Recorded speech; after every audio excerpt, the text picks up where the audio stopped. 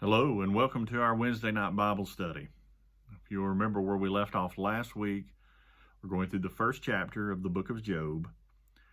So, to recap where we're at, and by the way, tonight we will start off in the 13th verse and go through the 22nd verse and finish out the first chapter of the book of Job. But to recap where we were at, we were talking about the characteristics of Job, that he was a good man. In particular, they use several ways to describe Job, one of which that he was perfect, and that talks about his relationship between him and God. In other words, his relationship was perfect and upright, and that's why upright is used as a second descriptor of him. Job tried to do the right thing for the right reason at the right time throughout his life, and consistency was key. I believe that Job lived a very consistent life, and that leads into the next two characteristics that the Bible uses for Job, which is that he feared God and he stayed away from evil. So Job feared the Lord.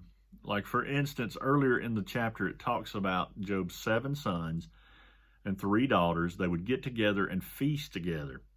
So as they were feasting together, just in case one of them may have offended the Lord or sinned against God in that feast, Job would sacrifice an animal for each of his children to atone for the slight that may have been made toward God. This is how much Job valued the relationship that he had with God, and also that his family had with God, is that he was so worried about the sin that may have been in their life that he made this exceptional effort just in case they may have offended the Lord to take care of that. He kept himself from mischief and evil. He stayed about his own business. He minded his own business, and his own business was great. And the way he operated life, he became quite wealthy. He became quite the powerhouse of his area, of his country. Became an own little country unto himself with the amount of animals that he had and the amount of servants that he had to have to manage all of those animals. He became quite a wealthy man. I guess you could equate him to what we would consider to be a medieval fiefdom, or in the Old West sense, he was a man who ran a very large ranch, which some of those got to the size of whole counties or even portions of entire states back in the 1800s. So they became that livestock kind of agrarian life, and he was very wealthy at that. And that God had blessed him to the point that he felt like that Job was quite well off. So God, in their second and third studies, God had brought all the sons of man together. All of those that he created from intelligent life, he brought them all together. And Satan came and visited as well. So he says, "Where have you been, Satan?" He says, "I've been going to and fro on the earth, coming up and down and to and fro upon the earth." And God continues, and he says, "Have you considered my servant Job?" And he goes down the list of characteristics that Job has. And Satan says, "Well, of course he's going to fear you." You can see the sneer. Of course he's going to fear you. Of course he's going to fear you because you've protected him and you've given him everything he wants and you've took care of him. And God says, "Oh, really? So let's see how this is going to work." He said, "Okay, let's see what Job's really made of. You can mess with everything in his life except for his body. So that means you can go out and you can cause all manner of trouble and all manner of mischief with his entire life except for his body. Leave his health and leave his body alone." And Satan says, "Okay, we'll give it a try." So here's how it happens for Job. And we're going to pick this up in the 13th verse of the first chapter of Job. "And there was a day when his sons and daughters were eating and drinking wine in their eldest brother's house. And there came a messenger unto Job and said, The oxen were plowing, and the asses feeding beside them. And the Sabines fell upon them, and took them away. Yea, they have slain the servants with the edge of the sword, and I only am escaped alone to tell thee. While they were yet speaking, there came another and said, The fire of God fallen from heaven, and hath burned up the sheep and the servants, and consume them, and I only am escaped alone to tell thee. While he was yet speaking, there came also another, and said, The Chaldeans made out 3 bands, and fell upon the camels, and carried them away, yea, and slain the servants with the edge of the sword. I am escaped alone to tell thee. While he was yet speaking, there came another, and said, Thy sons and thy daughters were eating and drinking wine in their eldest brother's house, and behold, there came a great wind from the wilderness, and smote the 4 corners of the house, and it fell upon the young men.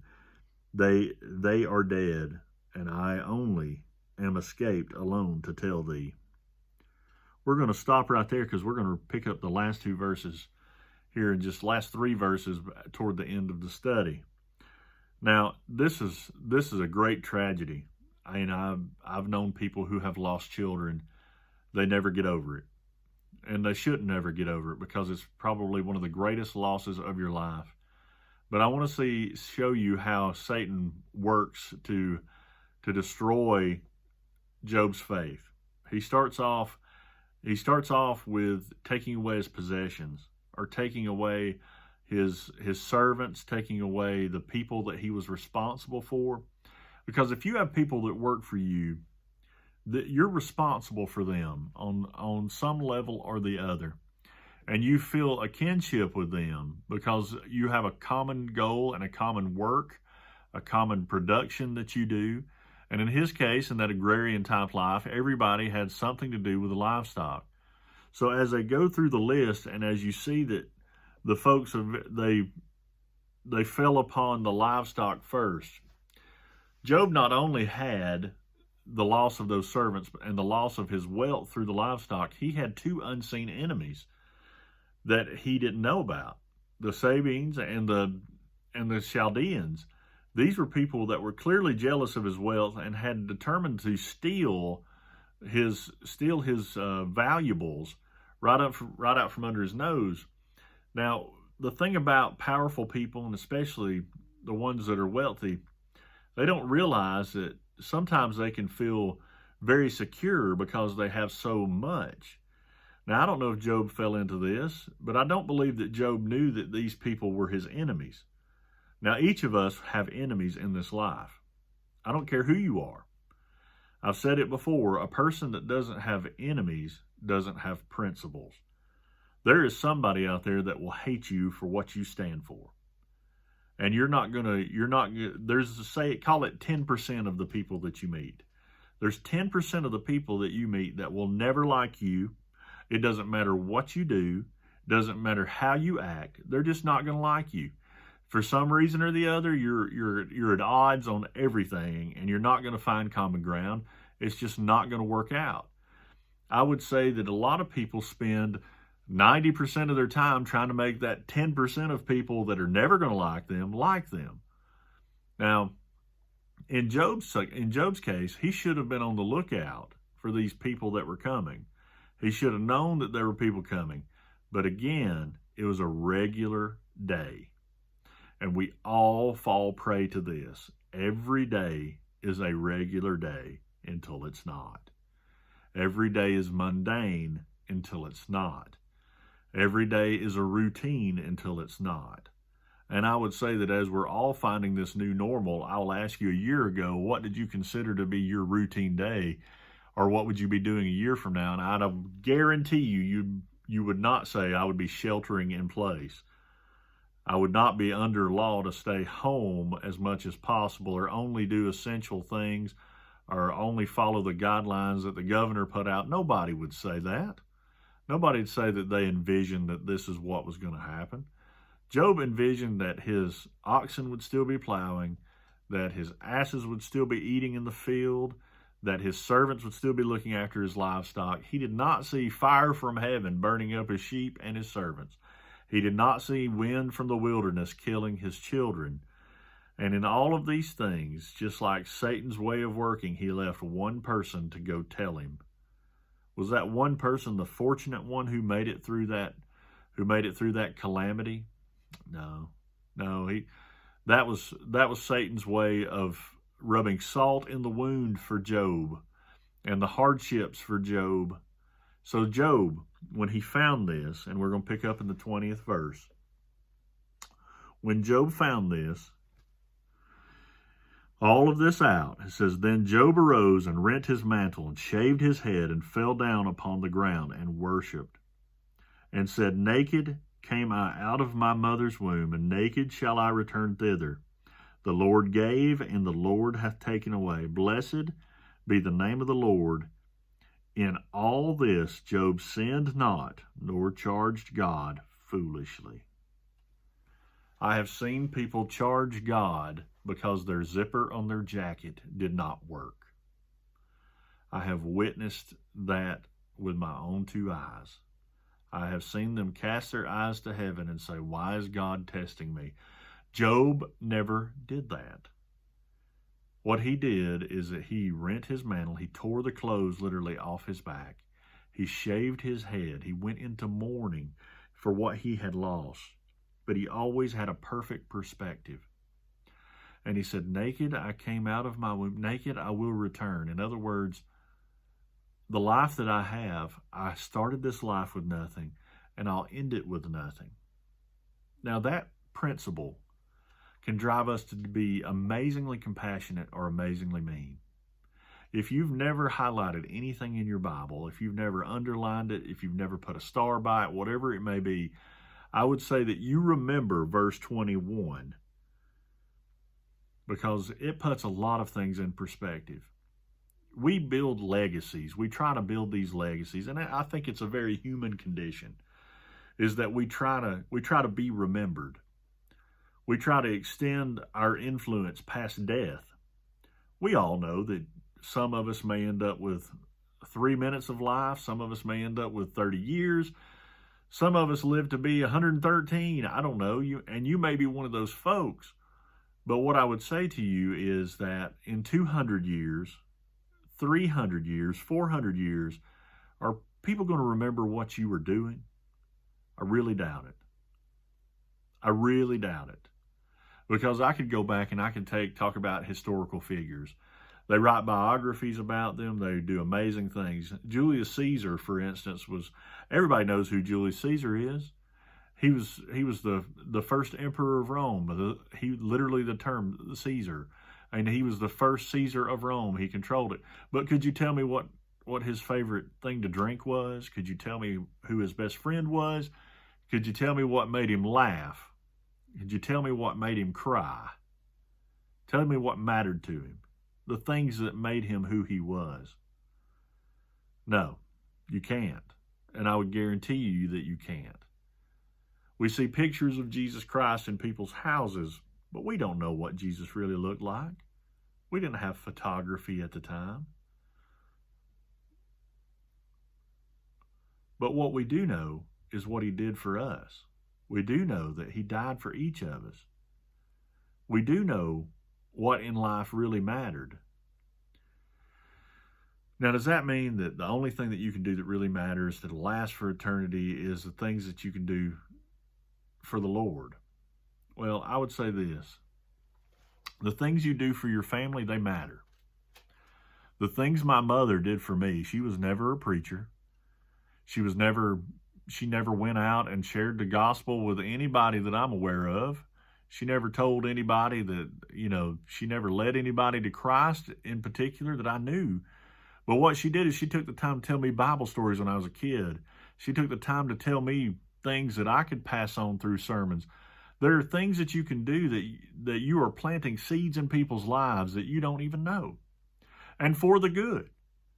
Now, I would say that somebody that's a minister or preacher, whatever they may be, they're going out and they're directly affecting lives. So they're going out, they're the salesman of the Lord. They're going out and selling Jesus. They're going out and telling people about Jesus Christ. And a lot of times we get a lot of respect that sometimes we don't even really deserve, because it's really the people that are sitting on the pew that's praying for us so that we would have the words to say who are really affecting change. It's everybody in the church, it's everybody in the faith that steps out that makes a difference, because ultimately when it comes down to it, The works that we do, for the Lord are what really matter. And sometimes we don't know what those works really were. Do you think that my mother, when she was sharing Bible stories with me when I was 5 or 6 years old, or telling me about old-time stories for when she lived in the mountains, would ever make it to a sermon? I don't believe that she knew that whatsoever. What she was doing is she was loving her son the best way that she could, because she knew that she didn't have forever with me, just like I don't have forever with my children. So what I would say to you is that use your time that God has given you the best way that you can.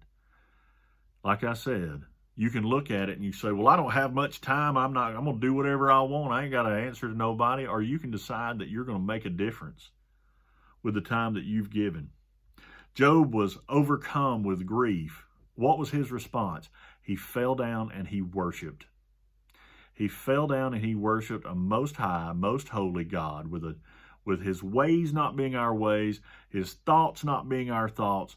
He was using Job to show how good somebody who followed after Jesus, how good their response could be, how good somebody that followed after God, who had those characteristics of being perfect and upright, how they could handle adversity in their life. Can you handle adversity in yours? And how would you do it? Now, I'll stop with this. Job said, the Lord giveth, and the Lord taketh away. He didn't say it's an act of God that fire came from heaven. He didn't say that wind was something. See, that when we say everything's an act of God, well, yes, but this is what Satan used. Satan used what we'd all consider to be an act of God to try to lead Job astray. It would be easy to say, well, I will not follow a God who will do this. I will not follow a God who has done that. Well, that's foolishly charging the Lord. You cannot foolishly charge the Lord. How can you determine how the Maker should treat what he has made? It's above your pay grade. Job understood this. Job understood his position in the world, and he understood that he served a most high and holy God, that God did not serve him. So when he said, the Lord giveth and the Lord taketh away, all that he had, God had given him, and all that he had, God had took away from him. He didn't know why, but he knew it was the case. If you're having a hardship right now, and you're having you're losing your job, you're losing all your things, I will tell you this.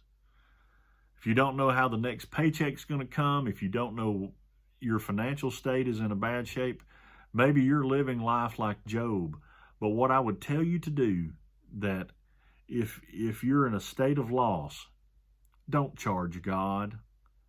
Fall down and worship him. Fall down and worship the Lord, and turn to him in this time for help, and ask him to help you find what the next path, because he gives us free will. He gives us free choice. He gives us exactly what we need to. He puts us on the path that we need to be, and then we're the ones who will stray off the path. Because what Satan was doing in this time is that he was tempting Job to take the wrong path. He was tempting Job to take the path that led him away from the worship of the Lord, and it led away from him honoring God, and led away from him in that perfect relationship that he had, through physical suffering, through financial suffering.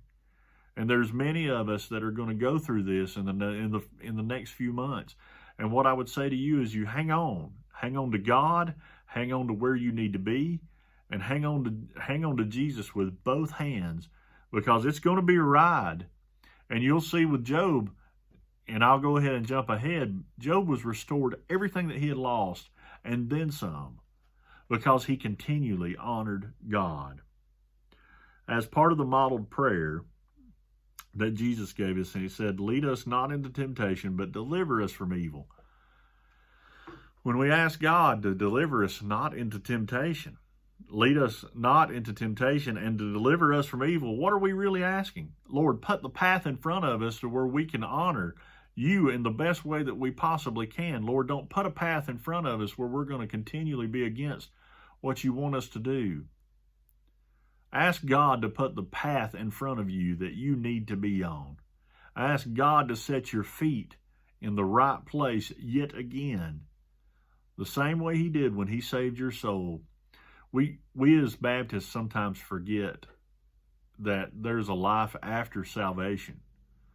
We forget that we need the help on a daily basis, a help of life on a daily basis. Well, I promise you, there are more in the Bible regarding life on a daily basis and honoring God on a daily basis than there is about salvation. Because salvation is a starting point, not an ending point. If you're saved out there today, praise the Lord. But if you're not, get saved, and get saved as soon as you can. But if you're saved out there today, again, praise the Lord, but start living like it. It's time for us to start living like it again. And the harder the times get, the better the Christian should be. Now, I know it was a long Wednesday night study, and I promised you that I'd keep these short, and I hope that the next one will be shorter. But I love you. God bless you. I hope y'all have a wonderful rest of the week, and I hope this video finds you safe and healthy and well. And God bless each and every one of you and your families. And we'll have another one for you next Wednesday. God bless. Bye-bye.